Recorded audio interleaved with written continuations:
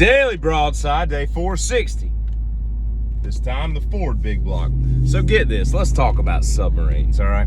Everybody's been inundated with all this submarine talk in the last couple days, and I gotta tell you, this reminds me a lot. This is what I thought about with regards to, well, two things popped into my head. First of all, it was George Carlin. George Carlin, I guess in the 80s, one of his specials where he's talking about girls with anorexia.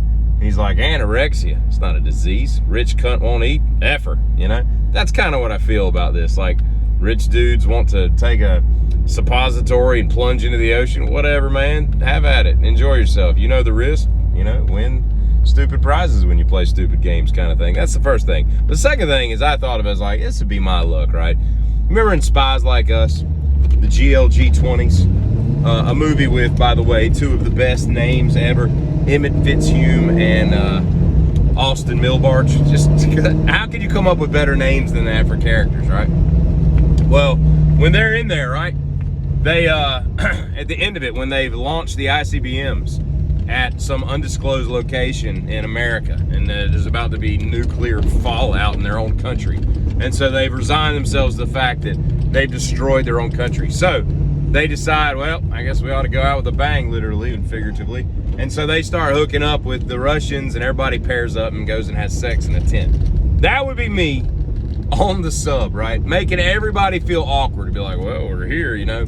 So that's one of the things that I've decided if I ever go into a submersible, not a submarine, a submersible, there's got to be some hot women in there so that I have a choice of, you know, how to end everything. And I know that sounds completely chauvinistic, but I think they'd be down with it too. I mean, we're you know, now obviously if we decide to implode the thing, that's a completely different animal. But you know, if we're just talking about running out of air and all that, then it's gonna get run out a little bit faster, if you know what I'm saying. They get it. All right, so all the other people are just gonna be like, this is really inappropriate and disgusting, and we're trying not to die quickly, and you're over here exhaling and converting a lot more CO2 than we should be, you idiot.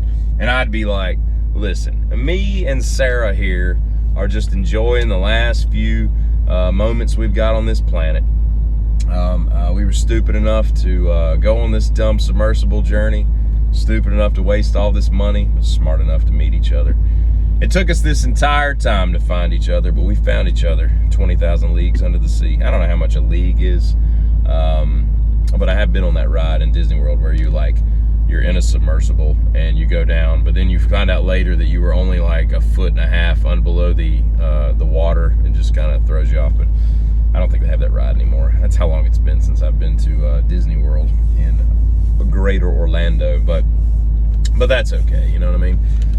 Anyway, I just find this whole thing silly, and it's so clearly, like I said yesterday, it's something to let you know that Hunter Biden didn't get any time for stuff that you and I would have, but they're just playing it off. It just played off into the hands well, and we're just like, oh no, they don't have oxygen, they're all gonna suffocate and blah blah blah.